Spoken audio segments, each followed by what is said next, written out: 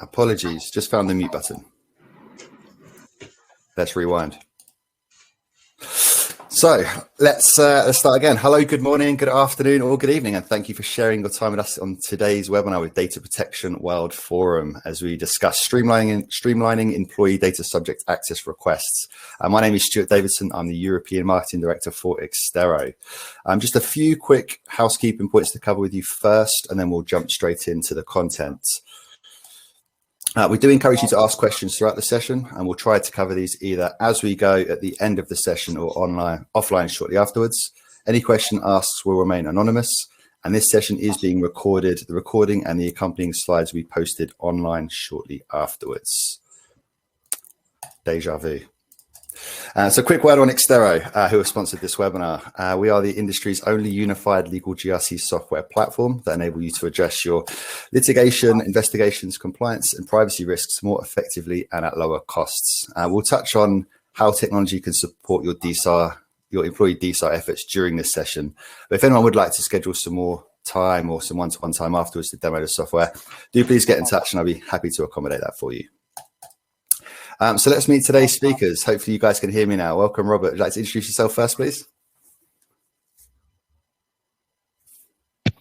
Hi, thank you very much indeed. I'm Robert Bond. I'm a senior counsel and notary public with Bristow's law firm.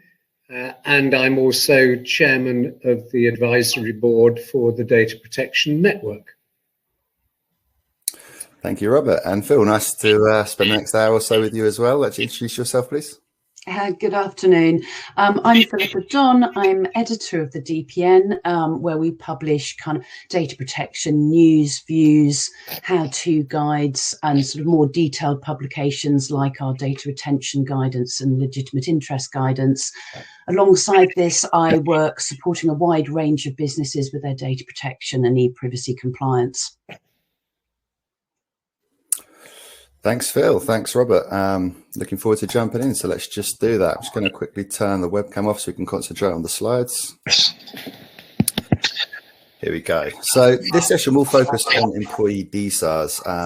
Although a lot of the same ideas and practices will be applicable to both employee and consumer DSAR requests, there are, of course, some key differences to consider. So, Robert, would you like to start us off by touching on any of these we've listed here on the screen? Yeah, sure. I suppose it's useful to know from my point of view, my clients are mainly US headquartered multinationals. They obviously have operations in Europe. They're still, in many cases, coming to terms with the more aggressive use of subject access requests. And most of the ones that I've advised on have been from consumers. But we are seeing an increase in the number of employees. And hindsight means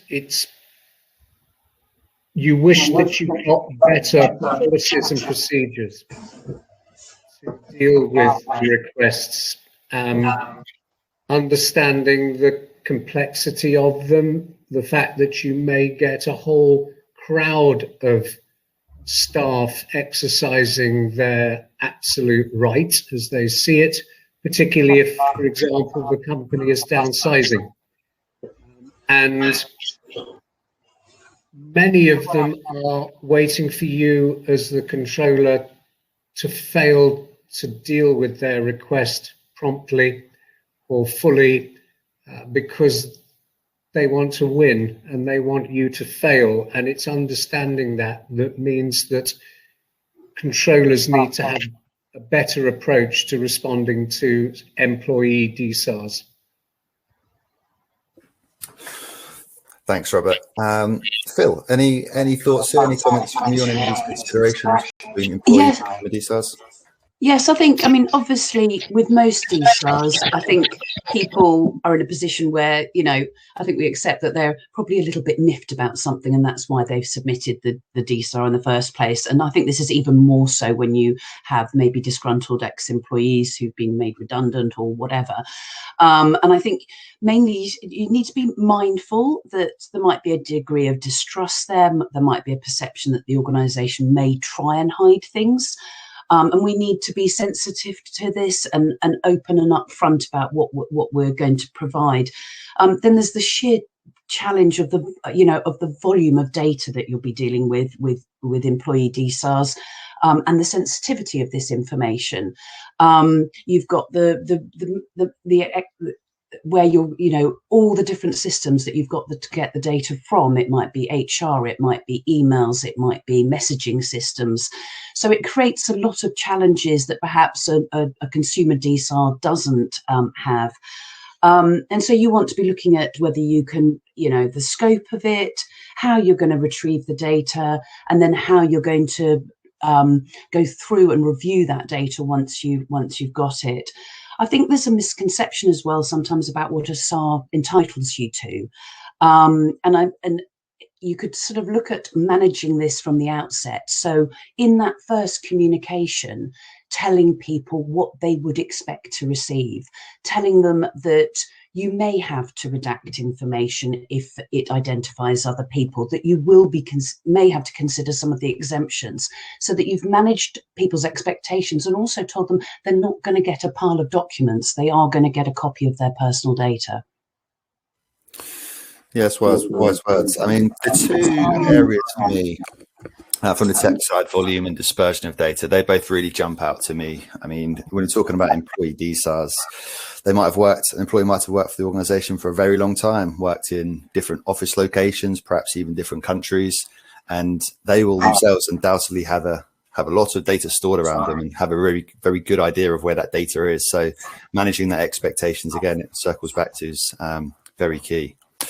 Let's move ahead and touch on limiting the scope of employee DSARs. Robert, to bring you back in, I'd love to hear your comments here on how organisations can limit scope. Picking up on what Phil said about expectations, right at the outset, it's important to get back to the individual as soon as possible, telling them what the process is going to be.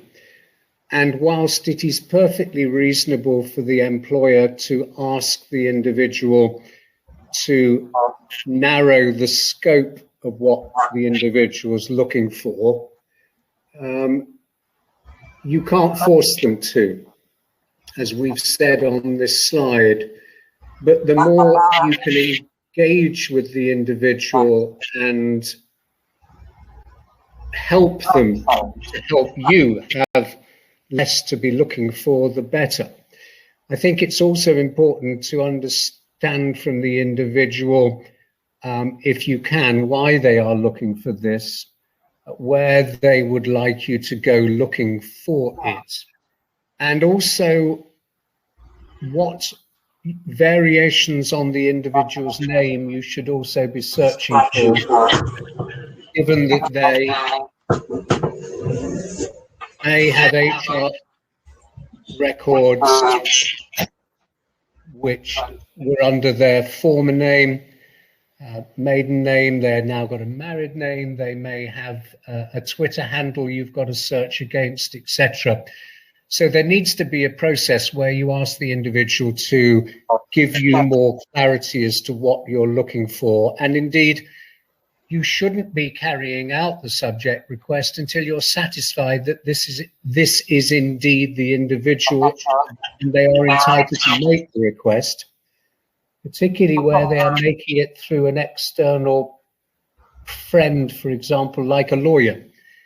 Does the lawyer have their authority to make this request? Does that help? Thanks, Robert. Yeah, we've got quite a few people with audio issues, so we'll try and fix that in the background. If anyone's not speaking, we'll mute ourselves, and perhaps headphones might help. So apologies. Bear with us while we try and fix that. But Phil, just to bring you in for a second, love to hear your thoughts on limiting scope too. Yes, I mean, I think especially with employee-related SARs, it's really good to have a conversation with them about what they actually want. They will, of course, understand that you've got an awful lot of personal data about them, and therefore having that open discussion. What do you actually want here? What should we look at? What time are there date frames? Dates that we should be looking at, date ranges. Do you really want us, you've been employed with us for 10 years, do you really need us to go back 10 years?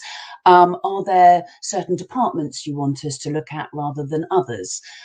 So I think all of that is stuff to have an open conversation. And I know it can be difficult, especially if somebody is unhappy and angry, but I think trying to be as open as possible and ask those questions is a really good thing to do. I mean, they know that, and it's like with the emails, you will have thousands of emails, and explaining to them, what use is it for you to have thousands upon thousands of emails to sift through? It isn't, because so let's look at what emails you're actually interested in, and looking at, is this what's useful to them? What do they actually want? Yeah, thanks, Phil. I'm interested just to kind of dig into that a little bit more. I mean, what's been your experiences in these negotiation stages? I'd always think there's a little bit of friction, a little bit of conflict. Does that increase the burden on time, or is it quite an effective stage to try and negotiate down? I think it depends. I mean, I've certainly been in situations where there's been an attempt to say, look, can we have a date range from you? And they've come back and said, no, I want everything. And then you're in this situation where, well, okay, and I know one particular company where they said, okay, I don't think there's anything particularly sensitive in any of these emails. I'm going to send them 60,000 emails because they asked for them all. So, it can play both ways. No, it makes sense. Thanks, Phil. I think that segues really nicely into this next slide, actually. Talking about exemptions you need to consider. Many exemptions that could be considered when dealing with employee DSARs. So Phil, let's just stay with you first on this one, if we may. I know we could probably spend the whole webinar just on this one slide, but just to narrow it down, I'd like to share any experiences on a few of these points. Yeah, so I mean, I think one of the key challenges, especially with employee-related DSARs, is where other people might be identifiable. So other members of staff so you don't have to comply if it means disclosing information which identifies someone else, except where that person's given their consent or it's reasonable to do without consent. So the people might all be known to each other and it might not be a problem. But then you do have those challenges where, let's say, this example has happened, but let's say Stuart and Robert work together, and Stuart's been made redundant, and then Robert has made some comments about Stuart, and these are retrieved in the DSAR. You've then got to look at whether you ask Robert for his consent. Does he mind this being disclosed? You've then got to, if he says no, you then go, well, is it reasonable to disclose it anyway? Or what would be the impact on Robert if we disclose this? And then you've got to come up with your justifiable decision about whether you decided to disclose that or not. I think it's really good to have a kind of checklist of all the things you need to go through and all the exemptions that will be relevant to your business. And that so sort of looking through those and saying, right, okay, is there legal or litigation privilege here? Have we got any confidential references? And when we talk about confidential references, not all references will be confidential. They have to have actually, you've said that they were confidential and told people they were confidential. And, if you're in negotiations, you've got considerations there. So it's good to have a kind of clear checklist of which ones might apply. I mean, it may be that you work in an organisation where the journalistic exemption is important and you need to be considering that, or you might be working with exam scripts and therefore you need to consider that exemption. And so there will be ones peculiar, specific to your business that you will be focusing on. But really good to have it. And I think don't look at necessarily at them as a way of getting around things or bending the rules, but using them for a valid, justifiable reason. Yeah, thanks, Phil. Quite a few questions coming in. I'll circle back to you in just a second, if I may, to go through a few of them. Just bring in Robert here. Robert, any examples, any exemptions you'd like to touch on? Yes, and I think actually this may help with some of the questions that are coming in. So let's take the position that this is an employee who is unhappy, disgruntled. They might even be a former employee. Here's the point at which, having decided that you know where the personal data is, you've got to decide what of that you are going to disclose, and also how you're going to disclose it, and what of the personal data you are not going to disclose. And it could well be that you've already received an indication that this individual is going to make a claim of one sort or another. And therefore, if there is a genuine threat of litigation, then you will want to ensure you don't disclose anything which might hamper your ability to deal with the claim. You equally may find that there are statements about the individual which are part of the business's forward planning. It may be downsizing, it might be merger and acquisition, it might be a joint venture, it could be a number of things. And again, that may justify you not disclosing that particular set of personal data. It could be that, as Phil mentioned, there will be references about the individual. You need to decide, were those made genuinely in confidence, or are they just unfortunate throwaway lines that with hindsight you wished the individual that made them had not committed them to an email or writing, etc. It may well be, and it's not on this slide, but it may well be that under the and more, there are certain things the individual's dealing with where to disclose the content of a document would infringe intellectual property rights or hamper confidentiality in some other contract. So there's a whole range of things where you'll go, we're not going to reveal this, we're not going to reveal that. And then you actually will be giving over way less than the individual is expecting.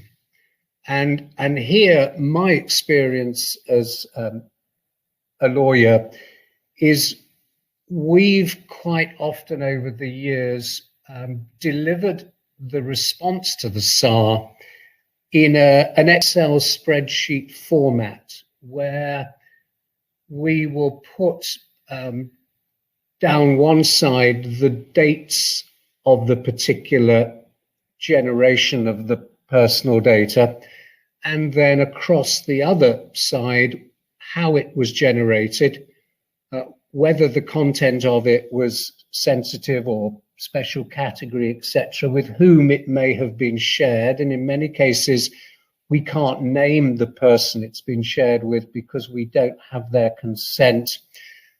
We might also list how long that data was being retained, whether it was shared internationally, and therefore how we protected it. But you might, in the case of emails, simply say your name appears in over 20,000 emails in the form of your name and your business email address, period. You don't need to produce 200,000 of the same variation. You need to be careful when you take this approach that this is not what the disgruntled individual is expecting to receive, and they are bound to complain. But I've used this on many occasions, been reported to the ICO, and the ICO has said, no, you have, Mr. Bond has delivered what you're entitled to, which is personal data or a copy of it. You are not entitled to documents. And Phil, of course, has said this. Back to you, Stuart.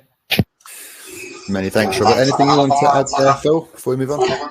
No, I think it's a really good point about the documents. I think so often, actually, as part of a subject access request, people are asking for documents. Well, that's not a subject access request. If they're asking for a copy of a specific document, that's not part of a subject access request. You might choose to provide that to them, but that's a different thing. It's trying to get the message across. It's a copy of your personal data, not the documents that it might appear in.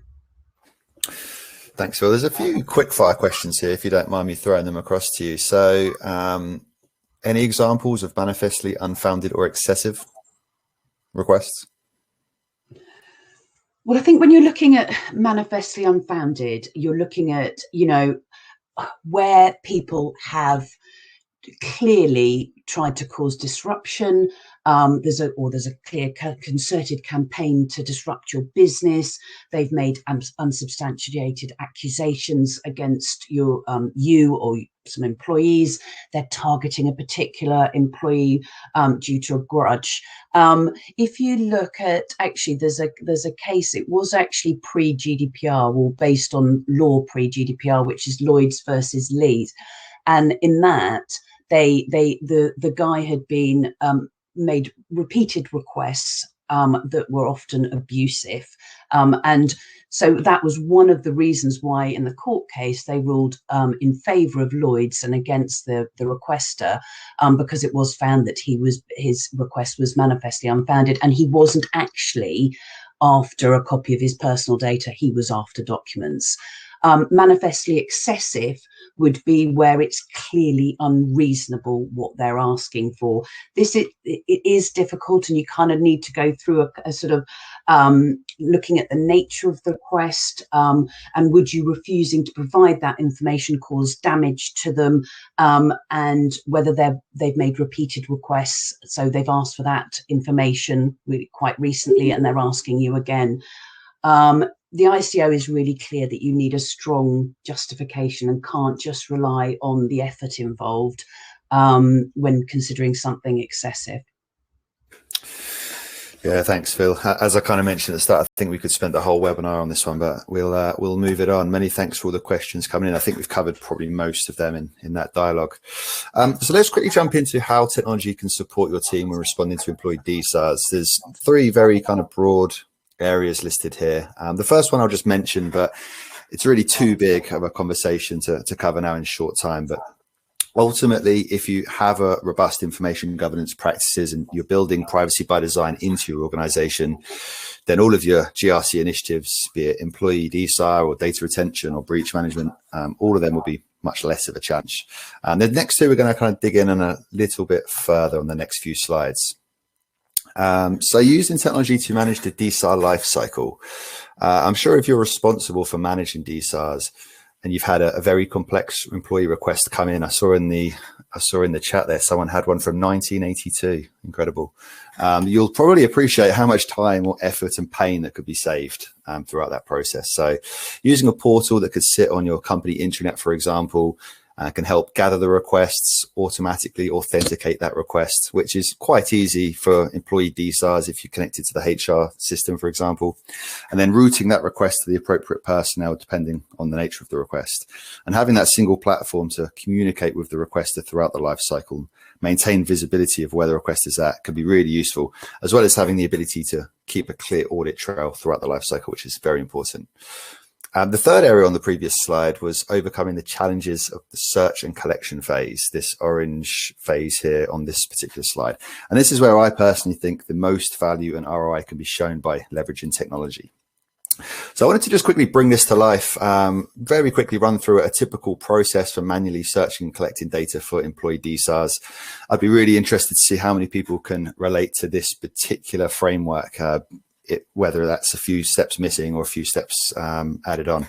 So just to run through quickly, once a DSAR has been submitted and it's been authenticated and limited or negotiated in those first stages, someone will usually start a search on the systems they have access to see what data they can find on that member of staff. Typically, they'll make a copy of that data they identify as responsive, then ask any other stakeholders or departments that they identify as potentially having responsive data to do the same. All the documents will be gathered together, if it's a master file or a particular drive, and then they'll either start going through all the documents themselves or send it to outside counsel to review, redact, and complete. Very typical kind of manual process here. Robert, just to bring you in here, is there anything I've missed based on your experiences in this quick run through? Well, only just to say, in terms of searching for the data, don't forget that we need to look for manual data as well as data on the system. And here's a good example of why you should always assume you're surrounded by fools, because we had a situation where the HR team had employed a new person whose job was to take copies of the applicant's CV, their passport or ID, and their proof of address, utility bill, etc., and scan those into the system at the point of interview. This particular individual decided it was much easier to walk outside with the documents, have a cigarette in the car park, and take a picture of them on her personal device, with a view, of course, to scanning them into the system later. Of course, 6 months later, she had not. And when a particular person who was making a claim for discrimination on the ground she had not received the job, knew full well, apparently, that this is what happened. And so, of course, the company completely failed to deal with the SAR because it didn't genuinely know where everything was. And with hindsight, you have to manage how people deal with data. And of course, it's even worse in the current climate where we are not working within the corporate structure. You know, we're working from home, and that is actually making responding to DSARs in the current climate a challenge. I know the ICO is aware of these challenges. So knowing exactly where everything is, including also corporate social media accounts, is another one where, we're putting stuff all over the place. We're also storing it with third-party processors. Again, with hindsight, have we got something in the contract that asks them to help us respond to a SAR when actually the data isn't completely within our control? So there's quite a lot here with, from experience, you sort of think, yes, we should have done this better. We need to corral in all of this data. Yeah, lots of logistical problems and challenges. We'll touch on a few of those on just the next slide. Phil, anything you wanted to add here, or any other steps that you wanted to kind of touch on and pull out? I think Robert makes a really good point there about where the data is, and I think and COVID brought in some particular challenges. I know organisations that were immediately, very quickly trying to set up easy messaging systems for staff, and then it's like, well, actually, have we thought about, and people are doing this in hindsight, but had we thought about how the access we have to those systems, the way we search it, can we find data on there? So those have become sort of more challenging for people in recent months, in recent times. Yeah, thanks, Phil. So we mentioned logistical problems and challenges. Robert made some good points there as well. See in the chat, WhatsApp's becoming a new headache. Absolutely. 2 points in particular I'd like to pull out here are perhaps the final two, number 8 and 9 on this slide. What happens if we get a large volume of employee DSARs tomorrow? And do we have to repeat everything again if we then receive a request for erasure? So these two, for me, really sing to the fact that the organization needs to have a repeatable, defensible, and scalable approach to this, to fulfilling employee DSAR requests. You need to have that plan in place. And for large organizations, or perhaps more mature organizations that may have been around a long time, or for those companies that operate across different countries or have a global presence, this process exponentially gets more complex. And we'll touch on technology and how it can help assist very shortly. Phil, any more of these kind of logistical challenges you'd like to touch on here? Yes, I think the fear of getting a large volume of any SARs and then employee SARs on top is one that people do sit there and worry about. And I think quite often we don't kind of keep a check on how long it actually takes us to do these things. If you actually added up all the time that was taken from the initial communications, talking to them about how to reduce the scope, then all the retrieval of the data, then reviewing the data, then looking at whether, what you're going to disclose and what you're not going to disclose, putting it all together and sending it out. The hours it takes is incredible, and the amount of people in the business it might involve. And I think it's a good idea to kind of, if you're not already, keep monitoring that and checking that, because it then kind of it feeds into that. Do we need more resource to do this, or do we need a technical solution to make it a bit quicker for us? Robert, anything you'd like to add here? Yes, again, a real life example we had around multiple SARs, and then, as you put on the last point here, deletion or erasure, was we had a client where they received a letter from the dismissed employees' lawyers with proof that they had authority to execute a SAR, and also quite usefully narrowing down the HR files that the individual wanted to be searched for his name. He'd been dismissed for inappropriate behavior in the workplace, and we were pretty sure that he was going to be making a compensation claim for unfair dismissal. The client started the subject access request search on a Thursday. By the Monday, they received a phone call from the individual himself saying, I believe that my lawyers have asked you to do a SAR. I'm actually asking you to erase my files. And it's the question is, which takes precedence?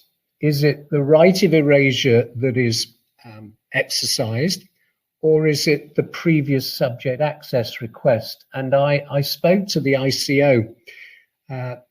They'd not had a query like that. This is probably 2 years ago, just after GDPR came in. But we came to the conclusion, which I believe is right, is that when you receive a subject access request, there is in effect a litigation hold on all of the personal data of that individual, not only for the period of 1 month or the extended period of 3 months, if that applies, but also for a period after that until you have satisfied the SAR. It could be the individual is not happy with your response and asks you for more, or complains to the ICO. So you can't erase anything. And that is indeed what the client went back to the individual and said, which is, I'm awfully sorry, we will complete the SAR.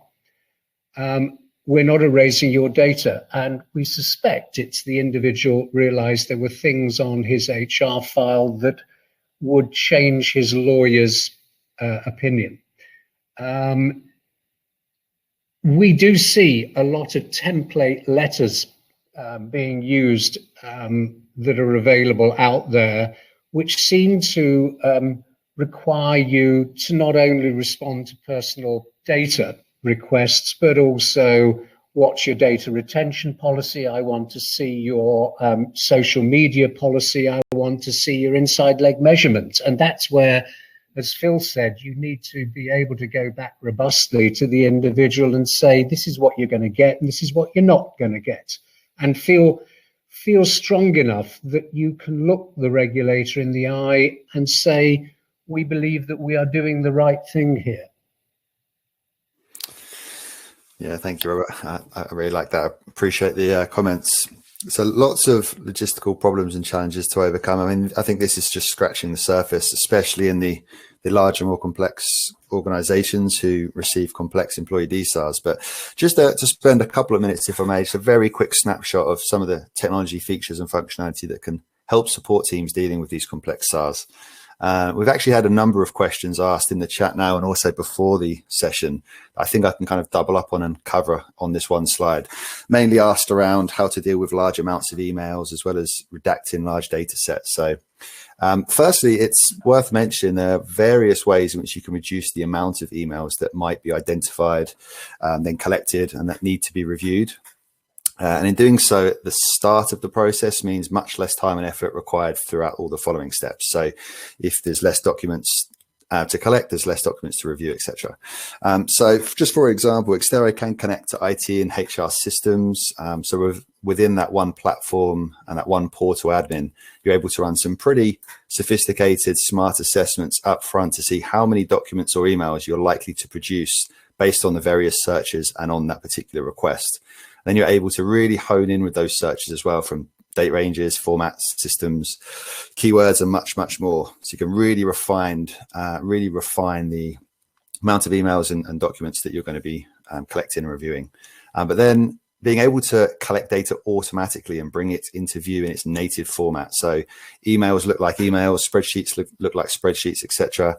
And then review or redact within the same interface. So you're not leaving the system or moving data anywhere. You're not having to ask other departments to search their systems or go and locate devices and perform manual searches on them. Also, quick interesting stats here, just to bring this to life from a cost perspective.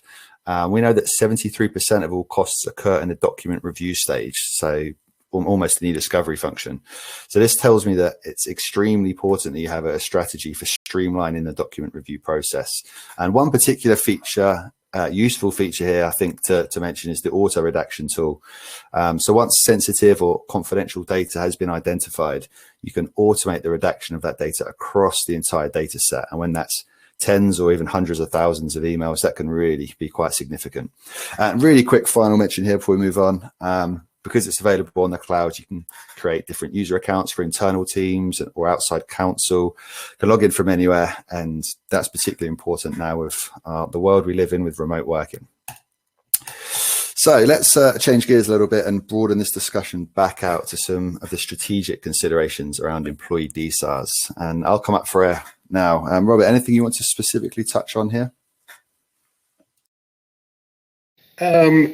Well, again, one of the issues we had a few years ago with a client in the insurance sector was that one of their brokers, broker agencies, were constantly not dealing with SARs effectively. And the general counsel said to me when they'd received a very disgruntled request, without going over the top, I want you to bill me, invoice me, everything that you've got to do dealing with, I can't remember how many thousands of files it was on this particular individual.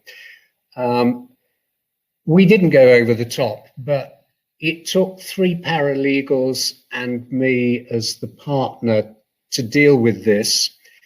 Of course, the client was having to use their own resources. Our bill was £25,000 for one request. So it does raise the issue of where do I get the resources from? What budget do I need? Particularly where you are likely to be seeing larger volumes, and we are all going to see more individuals believing that this is their God-given right to have all this stuff. And as we've all said, these people are not happy bunnies. They are not going to be happy with whatever you produce, although the swifter and the sooner you can respond to a SAR, the less likely you are to have things getting worse.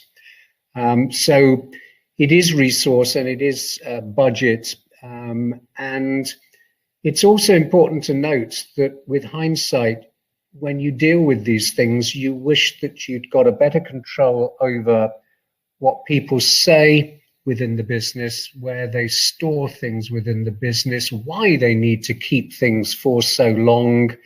In other words, what is our data retention policy? How do we manage multiple platforms? How do we deal with paper? Why do we keep things in multiple places? What training do we have so that we can be more efficient? And undoubtedly, technology is a big help in trying to manage this business. Thanks, Robert. Yeah, I do agree. I guess that the search and collection phase, is an e-discovery process, and I think you struggle to find an e-discovery department or firm that doesn't use technology. It just makes sense across the board. Phil, any strategic considerations you want to cover here? Well, I was actually wanted to pick up on the data retention point that Robert made, because I think we get so many questions and problems with emails. And I wonder whether it's time for a cultural change. We all use emails. We send hundreds every day. Do we ever delete them? Do we ever get rid of them? And when you have things where it's like, well, I want all the, as I said, there was a case where somebody said, no, I want everything, all the emails that have ever been sent about me, or include any information about me. And you're thinking, well, why have I got emails on this person going back 10 years? Why are we keeping emails for 10 years?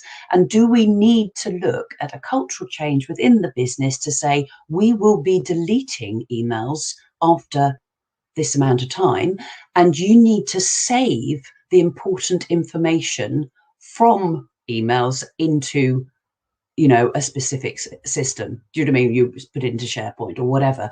And then we would actually have less data to worry about with dealing with them. And I know it's difficult because I think we've all got into this habit that our emails become like a filing system for us. We check, we search them, but how often really do you go back to them? And shouldn't you be putting the important documents and the important things somewhere else? Okay. Stuart, do you mind if I just jump in? Because there's one other thing that I was thinking of as Phil was talking there, and that is that when you receive the subject access request, if it's valid, as I said earlier, there is in fact a sort of litigation hold on the records of that individual.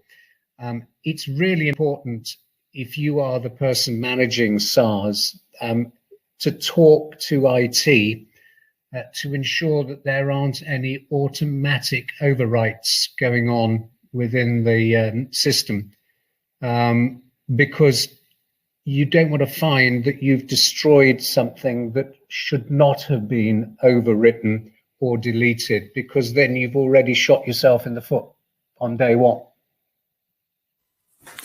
Yeah, good point. Many thanks for that, Robert. It's something that often comes up with us taking that holistic approach to the wider GRC initiatives, complying and fulfilling an erasure, a right to erasure, and then finding that it was on litigation, or kind of what you covered there, creates bigger problems. And I've even seen examples where someone's asked for emails out of date between date 1 and date 2, and then fulfilling that particular request would highlight the fact that you're not complying with your retention policy. So it kind of can uncover some other wider misfortunes in your privacy initiatives if you're not kind of managing this as effectively as you can. Looking at the time, we've got about 15 minutes left. So let's move on to this next section here. And I'm keen to ask you both, Robert and Phil, kind of what you're seeing with regards to the volume of employee DSARs. We're seeing a lot more ourselves, especially since COVID-19, obviously lots of redundancies and employment related DSARs coming in. Robert, what's your thoughts here? Actually, my experience is that I've seen an increase in DSARs in general, but it seems to be equally spread between employees and consumers or non-employees. But certainly what has changed is the more aggressive nature of them. And individuals do seem to be better informed about what they can do, or at least they are getting their hands on available templates and so on. And since it costs them nothing, why wouldn't you do it? And we have to accept that's going to keep on happening. Yeah, I agree. I've seen lots of the websites with templates that you can download in seconds, fire off to submit a sign without really realizing how much work and effort and time and money that could place on an organization.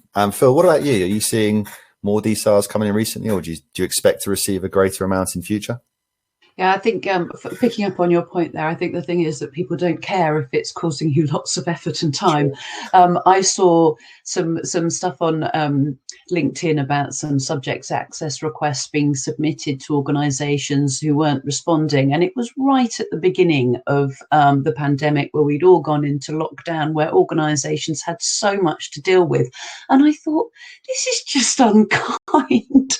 Do you know what I mean? And luckily the ICO did say, look, we will allow you some leeway here because we understand the challenges that organisations face, and you might not be able to respond to subject access requests quite as quickly because of the challenge, the challenges of trying to get everyone working from home, etc. Or the fact that your business is being closed or whatever. I'm definitely got more queries about subject access requests, and particularly employee related ones, and fears where maybe organizations are going to have to make some redundancies, and therefore they're thinking, do we need more resource to cover the potential SARs we get as a result of that? So yes, I think it's something, and yeah, as Robert says, it's not going away. We need to have robust processes in place, and we need to get more efficient at handling them. And Robert, what about DSARs being weaponized? Thoughts there? Oh yes, well, they certainly are, particularly where you've got a unionized business, and they simply want to make your life difficult, and therefore they will push whole groups of staff to exercise these subject access requests, not particularly because it's going to reveal anything that the individuals didn't already know, but it's just the nuisance factor and the interference with business, along the lines that Phil said earlier. Indeed, many of these weaponized SARs are because the individual believes it is a backdoor approach to disclosure or discovery, and that what they are going to get is the smoking gun, whereas in fact, in a downsizing situation, a lot of what they think they're going to get, because it's subject to an exemption. But we're definitely seeing them being weaponized, not particularly on subject for employees, but I'm well aware in the business to consumer sector that there are whole campaigns against particular companies, where one individual will be directing thousands of people to exercise the same requests. And that, of course, gets you into, is this genuinely a subject access request or not? Or is it something more mischievous, or does it give you a right to simply refuse it? And there will come occasions where you need to, as I said earlier, to say no and feel robust enough that you can say, go away. We've given you all you're entitled to. Do your worst. Many thanks both. Really appreciate that. So we've got about 10 minutes or so left to cover off some questions. There've been quite a few in the chat, so I'll try and go through them the best I can. We also had quite a few asked beforehand. So I've got a list here as well. So if you have anything else that you'd like us to try and answer, do please pop it in the chat now, and I'll try and work my way through. Phil, let's start with you, if I may, on this one. On internal conversations, do you have to disclose internal conversations that discuss the data subject in either private emails or messaging conversations? Excuse me, that was a question of mute off.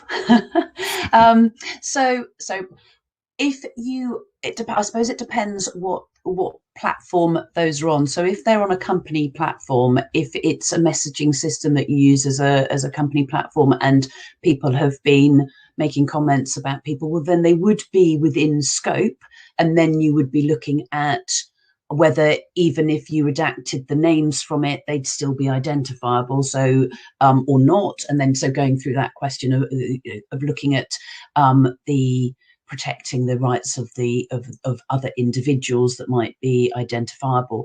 But if it's private messaging, as in Robert and I are messaging privately on WhatsApp, nothing to do with work, then I wouldn't include that.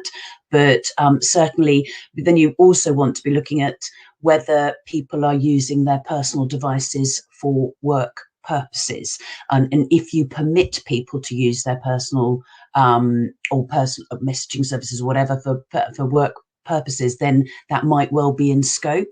I'm sorry, I don't know why I'm thinking of Hillary Clinton now, but she certainly, I think, uses her private emails for work purposes. But if you're permitting your employees to use that, then it might be in within the scope, and you might be looking at that. So it's kind of setting the rules for how people use messaging services, what they say in them, if they're company kind of property. Thanks, Phil. And that kind of overlaps a little bit, or touches on this next question here. Robert, I'll pose to you, if I may, non-company platforms. So how should a business deal with data that may be in non-company platforms, such as WhatsApp, that's been mentioned a few times in the chat, or others that is sometimes requested in DSAR, or also kind of temporary content as well? Content doesn't live very long. Yeah, thank you, Stuart. So the bottom line is that if the company has got a platform, it might be Messenger, it might be a corporate WhatsApp account, it might be a corporate Twitter account. The personal data of the individual may well be in scope on those accounts. It's important to have a policy to set the expectations of individuals. It also may well be that the access to those accounts and the data on them could well be one of those overwritten type situations. And so I do think that businesses need to think carefully about the extent to which they open up social media or similar platforms to use by staff, because it is simply making the search more problematic than it might otherwise be. If it happens to be that individuals are using, as Phil was indicating, personal social media accounts, those are not within scope. But again, I think that should be part of your social media use policy / bring your own device policy. Thank you, Robert. There's a question here a bit earlier on budgeting and forecasting for DSARs, both in terms of cost and resource allocation. This kind of goes back to a few things I mentioned on the technology slide, where if you're able to search your systems and get an idea of how many results will come back based on your searches and the nature of the request, and that gives you some indication to the amount of data that you're going to be having to deal with and to review and redact and disclose, and also the likely costs if it's outside counsel, or if it's internal resources to work through it. So that's another kind of a tick box there for technology and how that can help you budget and forecast. Phil, one here on CCTV for you, if I may. If we get a SAR, how do we have to share any CCTV from our buildings that a staff member has visited? Well, imagery and recordings are personal data. So yes, they're potentially in scope, but I think this is a clear example of where you would seek clarification. So, for example, if an ex-employee wanted, the CCTV footage of them, do they really want this? Would it have any impact on them were you not to provide it to them? And if they demand to have every piece of CCTV footage of them simply walking in and out of the building, then you may be wanting to look at whether this is manifestly unfounded. And then on manifestly unfounded, you then look at, well, they've demanded to have all of this. We either are going to take a view that it's far too much work to do it. We've got to worry about all the other people that might be in that footage. And we're not going to provide it, or we are going to provide it, but we're going to charge a fee, and a reasonable fee for doing so. And on that, Phil, just an extension, another question here follows on. Do you have to disclose emails that may contain an opinion about data subject? I've been told by my manager you don't have to disclose it if it's an opinion. So opinions about people are personal data. So if it's clear that opinion was about the person who's making the request, then it is personal data. But you've then got the balance there of, can you redact the information, what might identify the person who made that opinion, or whether it would cause damage to them if you disclose that opinion. So you've got a number of considerations there, but opinions are personal data. It's just what you do with those opinions. And I know I've been in situations where we've got opinions have been expressed about someone, and we've looked at that and gone, from that opinion, even if we redact everyone's name, or sort of redact the name of the person who said it, the person who's getting this information will know that was one of two people who said that. But yeah, a general view, opinions do count. It's just working through how you anonymize those, or whether you can disclose them. Thanks, Phil. One here on Brexit. We couldn't do a panel without mentioning Brexit at least once. Robert, I'll pose this to you if I may. With the UK outside the EU, what are the consequences of not responding to EU subject access requests? Good question. So if we are in the UK, we're subject to the UK GDPR. If we are processing personal data about EU citizens, those EU citizens can, like any citizen in the world, exercise their request against us as a controller, because the UK law says if we're processing personal data about any individual anywhere in the world, then we have to comply with the UK GDPR and the Data Protection Act. And so we will be getting SARs from the rest of Europe, and if we've got the personal data, we've got to respond to them. Thank you, Robert. I think we've probably covered this, but I'll ask you anyway, just in the just for completeness. In terms of commercially sensitive data, what shouldn't be sent as part of an ex-employee DSAR, sensitive commercial data? Sorry, Stuart, was that to me? Yes, please, if you may. Yes. So if you can justify that there is reference to business sensitive or business commercial information that might impact on the operation of the business, you cannot send that. But as I said earlier, one of the ways that you may deal with these is to simply describe the existence of the personal data in a communication and say which relates to commercially sensitive business information, full stop. And you say no more than that. Equally, and you didn't hear this from me, but there have been many occasions where, when you know you're dealing with a difficult individual, the sooner you can respond with something for them, the better.